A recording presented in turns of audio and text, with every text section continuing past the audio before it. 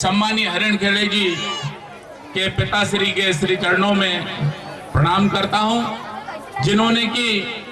मैं समझता हूं कि शिक्षा के क्षेत्र में जो एक लक्ष्य और अपने ध्येय को ध्यान में रखकर जो एक उपासना के रूप में, एक आराधना के रूप में इस ग्रेस पब्लिक स्कूल के माध्यम से जो शिक्षा का प्रसार जिस ढंग से करने का जो साहस जुटाया है।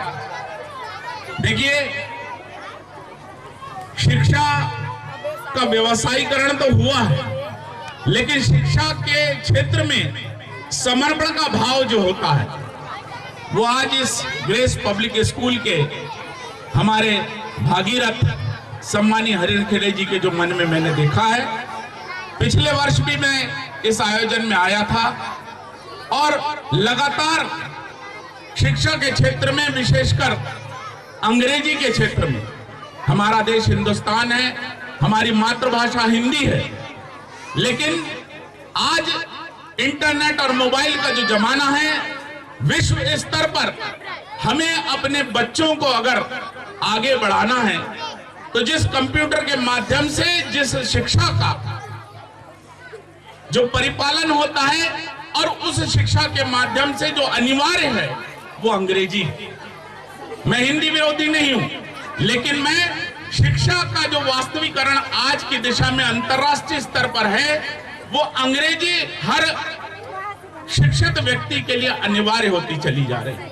हमें अगर विश्व स्तर की शिक्षा के इस दौर में अपने बच्चों को आगे बढ़ाना है तो मैं समझता हूं कि अंग्रेजी एक अभिन्न अंग है, और सम्मानीय हरिण खेड़े जी जो इस दिशा में कार्य कर रहे हैं, निश्चित रूप से वो सराहनीय है। आज के इस आयोजन में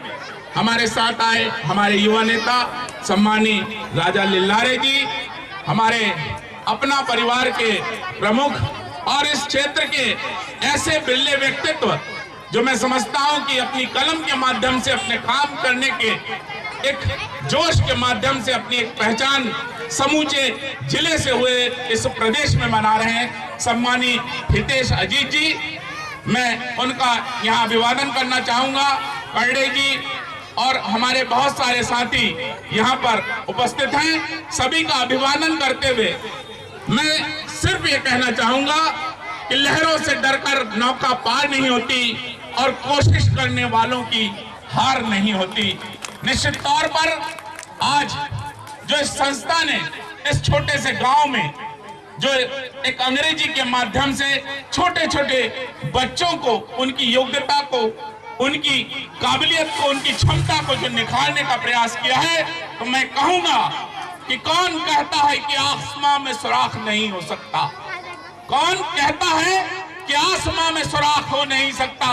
एक पत्थर तो दिल से उछालो यारो। और निश्चित रूप से शिक्षा के क्षेत्र में एक ऐसा सराहनीय प्रयास सम्मानीय हरिण खेड़े जी ने किया है, उसकी वानगी हमने छोटे छोटे बच्चों के मुखारबिंद से जिस तरह से इस मंच के माध्यम से सुनी है। और